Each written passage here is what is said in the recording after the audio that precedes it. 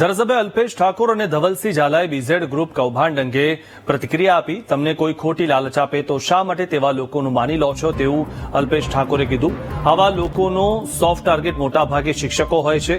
0.5% વ્યાજની કલ્પનામાં શિક્ષકો જતા હોય છે અને 3 વર્ષમાં પૈસા ડબલ કરી આપે એવી લાલચથી દૂર રહેવું જોઈએ। આવી અનેક પ્રવૃત્તિઓ ચાલતી હોય જેનાથી હું દૂર રહેવા દરેકને અપીલ કરતો હોઉં છું।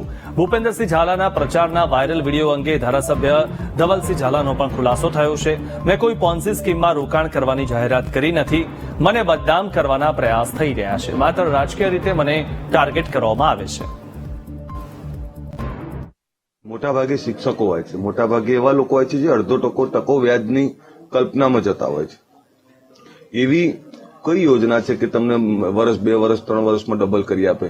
આવી લાલચોથી દૂર રહેવું જોઈએ અને આવા પ્રકારની જે કઈ પ્રવૃત્તિ ચાલતી હું તો આનાથી દૂર રહેવા માટે હંમેશા અપીલ કરતો હોઉં છું અને સખત શબ્દોમાં વખોડતો હોઉં છું। બીજું આપનું ધ્યાન નહીં હોય, બીજું પણ ચાલે છે તમામ જગ્યાએ ત્યારે ડ્રોના નામે અને ડ્રો જુઓ નહીં કે કોઈ પોન્જી સ્કીમની અંદર રોકાણ કરવાની, કારણ કે એની મને પણ ખબર છે કે પરિશ્રમથી કેવી રીતના પૈસો ભેગો થતો હોય છે ને કેવી રીતના પરિશ્રમ કર્યા પછી 1 રૂપિયો ભેગો થાય છે।